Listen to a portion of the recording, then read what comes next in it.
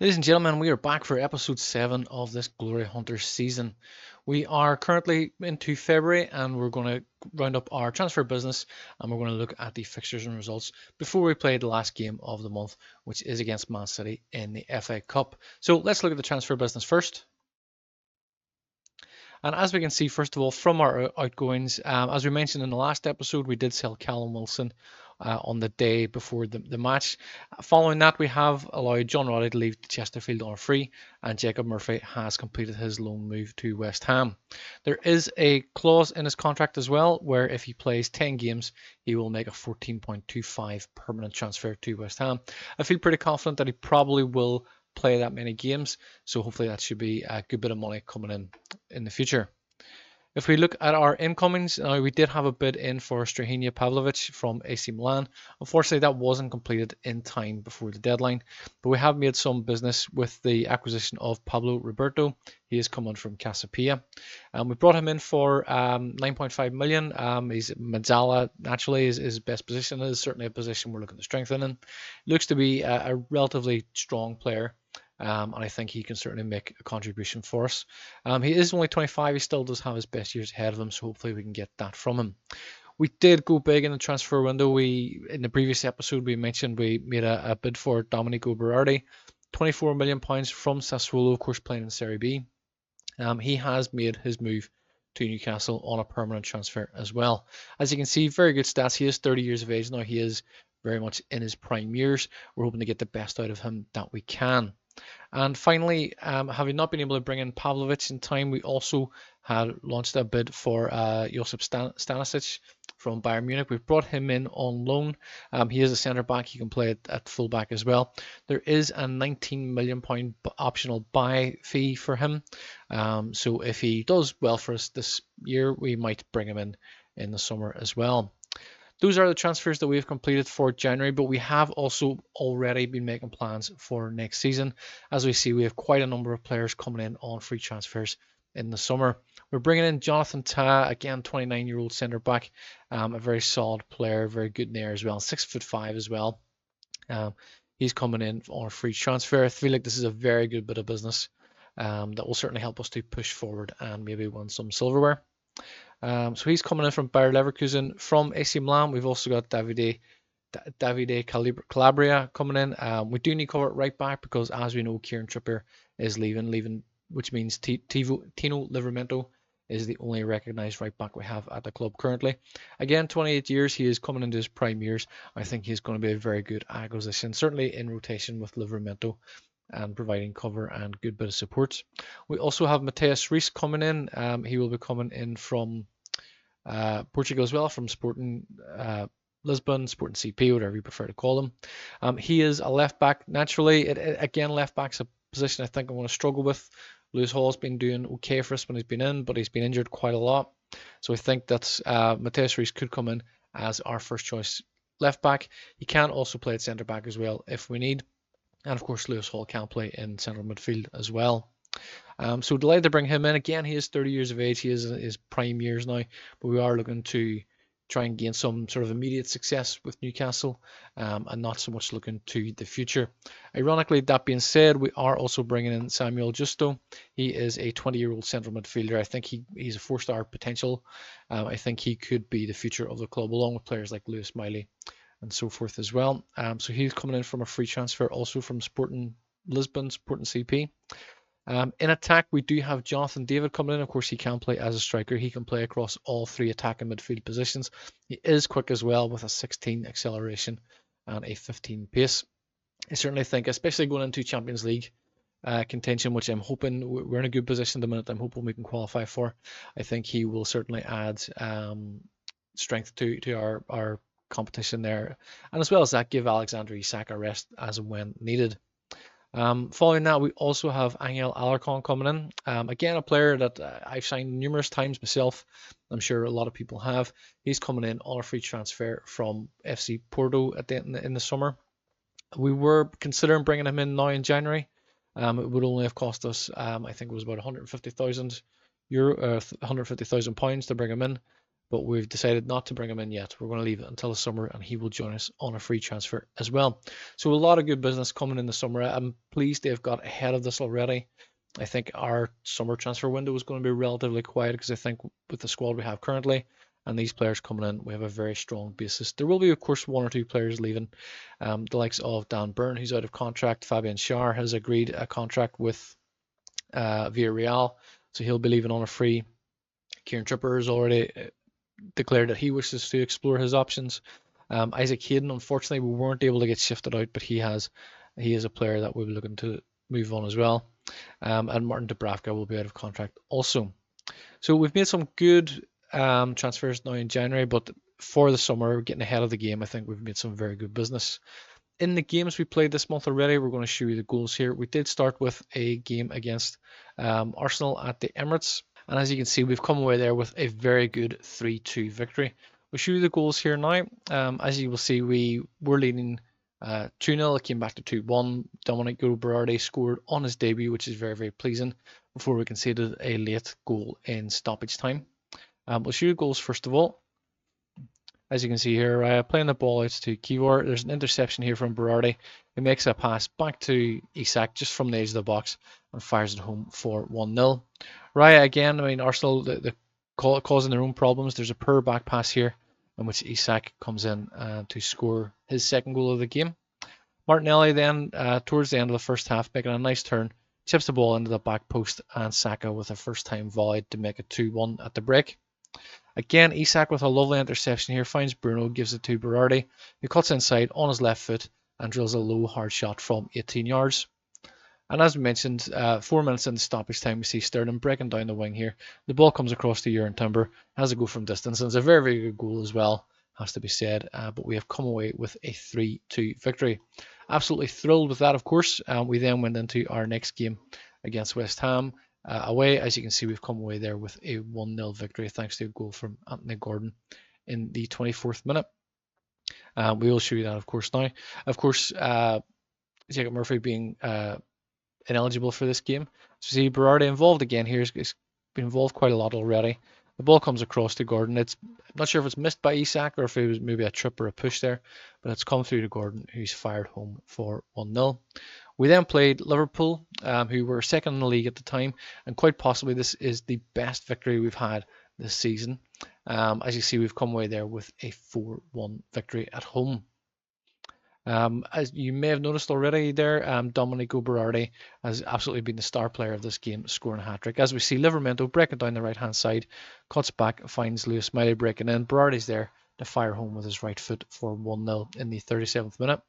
Jamal Lewis takes a throw in to Bruno Guimaraes, who makes a nice pass down to Gordon, cuts the ball back across to Berardi, and in between two defenders slips in to tap the ball home for 2-0. Berardi involved again, makes a nice break down the right-hand side. Little nutmeg on Andy Robertson, gets away from his man and fires home to seal the hat-trick. As we see here, Joe Gomez then whips in a big deep cross to the back post. Darwin Nunez rising to put it away. Stanisic then, making his debut, has come in, making a break all the way down the left-hand side. Cuts it back to Barnes, touches it across to Joe Willock, who fires home to make it 4-1. So an incredible result against Liverpool. We then face top of the league, Man City. We haven't scored in this game. As you'll see, we've come away with a 3-0 defeat there. So there's no, I'm not going to show the goals that Man City scored. Very, very disappointing after having two very good results against Arsenal and Liverpool, and a good result against West Ham as well, of course. A little bit disappointing that we didn't even at least get on the score sheet, but a very humbling 3-0 defeat to Man City, who of course we play in the next game as well. We are about to play the final game of this month is against Man City in the FA Cup. A quick look at the competitions. As we can see, we are currently sitting third in the league. We are literally one goal ahead of Arsenal, both on 55 points. We scored 27, plus 27, they scored plus 26. And Spurs are right behind us by 1 point, and Aston Villa only 3 points behind them as well. There is a little bit of a gap then between Aston Villa and Brighton here in 7th. In the Carabao Cup, just a quick roundup, we'll see that Spurs have won that 4-1 against Chelsea. A very, very good result. It was 2-1, of course, right up until the 90s minutes. And in stoppage time then, Spurs have scored 2 more goals. So I guess with that, Ange Postecoglou has said publicly that he always wins trophies in his second year, and in this game, certainly that seems to be the case. So we are going to go ahead and play against Man City now in the FA Cup. It is, I think it's fair to say that winning the Premier League title has gotten away from us. This is potentially the last opportunity we have to win some silverware. Joel Linton is struggling a little bit on fitness, having just come back from an injury, so we're going to bring Miguel Almiron in on the bench. We have gone with Pablo Roberto in the Mezzala role, with Tonali and Guimaraes in midfield. Domenico Berardi, of course, in such a great vein of form, will be starting for us on the right wing. We still don't have Matt Targett and Lewis Hall back from their injuries, so Jamal Lewis continues to deputise in left back. Other than that, it is pretty much our strongest team that we're going with. We are, of course, at home to Man City. I'm hoping that works to our advantage. Let's not allow them to beat us twice in a row. It's time to exact revenge. I like that. That's a nice team talk. Man City, of course, with a very strong squad, as we can see here. This is going to be an interesting game. If I'm being honest, probably my initial reactions are a little skeptical. I don't think we're going to win this game. Of course, obviously I would like to, but I think Man City, and especially the way they've been playing in this first season, they have been running away with the league title, so they are obviously a very strong team. That's not a penalty. Referee, you've got to be kidding me if you give that. I really don't feel like there was anything in that. Of course it's given. 8 minutes in, and we've conceded a penalty. I'd like Odysseus to save this, but he has saved it. Haaland has tried to hit a Panenka down the middle. There's no power on it, and Odysseus has saved it, which is a good sign. I think that could bode well for us. In the other games, we can see that Man United are currently beating Aston Villa, Millwall are beating Eastleigh, and Stevenage are currently beating Bournemouth, which is a little bit surprising. Southampton now 2-0 up against Leeds as well. Chelsea are playing against Brentford, Derby are hosting Arsenal, and Nottingham Forest are playing against Spurs in the other games as well. Millwall now 3-0 up against Eastleigh, and Stevenage now 2-1 up against Bournemouth. There's been a couple of quick goals there. 6-7 minutes, and it's now 2-2 in the Bournemouth game. And absolutely nothing is happening in our own game. We spent most of that first half watching the other results, or the other fixtures. Literally the only highlight from that game was Haaland's penalty miss. So I think we change it up a little bit. Let's set our mentality to very attacking. We're doing pretty well here. Odysseus and Livramento are best players so far. Tonali's not playing great. Pablo Roberto's not playing great. Might bring in Lewis Miley. Tonali win the ball here, looking to find Roberto. He's played it to Berardi. Cuts it back to Livramento. A nice first time pass to Pablo Roberto, and it's in! Get in! Pablo Roberto, considering taking him off just a few seconds ago, and he scored the opening goal. It's a nice pass here to Berardi, finds space, nice cut back to Livramento, and a nice first time pass right in this path, and he's going one-on-one with the goalkeeper there. From only a few yards out, absolutely fired it into the roof of the net to give us the advantage. So pleased with that. Guimaraes struggling with fitness, Gordon struggling with fitness, Isak struggling with fitness. We need to make some changes here, I think. Man City have a throw in. Foden brings it back to Akanji. There's a tackler from Berardi, but the ball comes to Gundogan. He's going to have a go, and that is saved by the goalkeeper. It's a very good save by Odysseus. Grealish now to whip in the corner, and Odysseus is in the air to claim it. That's good. That's what we like to see. Let's look at the fitness levels here. We do need to make some changes. Bruno Guimaraes. I'm going to bring in Joe Willock here. Gordon and Berardi. We have got capable deputies in Barnes and Almiron, so let's bring them in. Isak is struggling a little bit. I think you can make the difference, absolutely.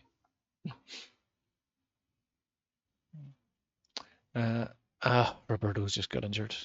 That's okay. We'll bring in Lewis Miley to play in the Mezzala. I have faith in you. Go out there and make a difference. He looks composed. That's a pleasing result. Tonali now to whoop in a free kick. It's in the air. Lewis Miley's up and winning it. I think that's is that a handball? There's a penalty shout. I'm not sure who is taking my penalties. I think it may be Berardi. Let's get a little look and see. Penalties is Isak. Berardi has an 18. Isak has a 16 for penalties. Do you know what? We'll stick with Isak because Isak's the main man. Berardi very good at penalties though.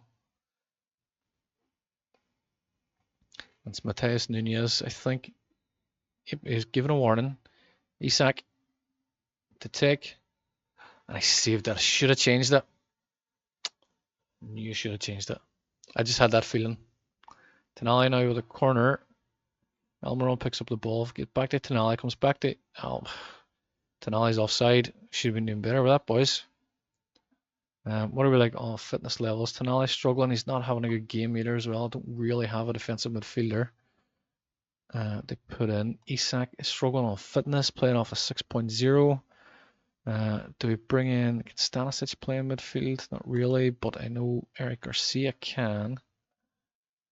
So maybe we'll bring him in here and put Stanisic into centre half. Tonali also on a booking, not playing well, not fit. I think the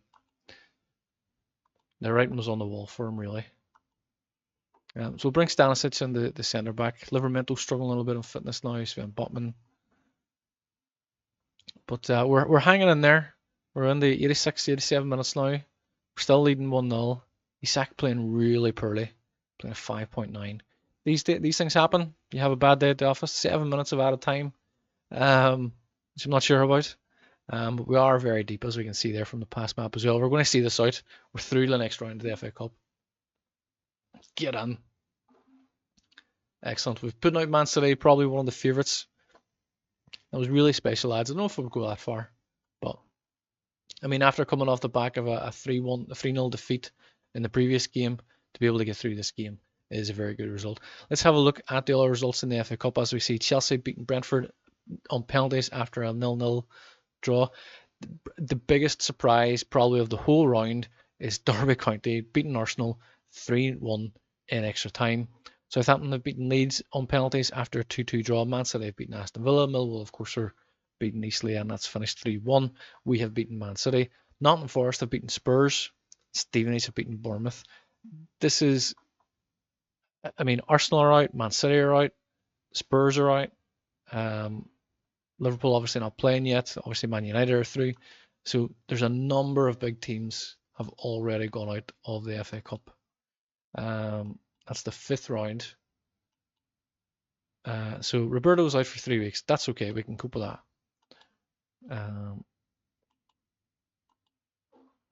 Okay, so yeah, and Derby cause FA Cup shock. I mean, as we know, they've beaten Arsenal in extra time. So it's been a good month. I'm very pleased with that. And I have to say we're through the next round of the FA Cup. We will find out in the draw in the next episode who we're going to face. We do have Crystal Palace and Southampton before that FA Cup 6th round game, followed by Ipswich and Wolves in the episode as well. So we're through the FA Cup. We're making good progress in the Premier League. We are potentially on course to win some silverware. Hopefully we can wrap that up in the first season. But that is it for this episode. I do hope you've enjoyed it. We will, of course, be back in the next episode where we will bring you those games. Until then, thank you very much and take care. Thank you for watching this video. I do hope you've enjoyed it. Please remember to subscribe to the channel. It helps us to grow. It helps us to bring you more videos like this. Please also leave a like and share the video as well. And please do leave a comment. We would love to hear your feedback also. That's it for now. You can watch one of these recommended videos, but we will see you in the next one. Until then, thank you and take care.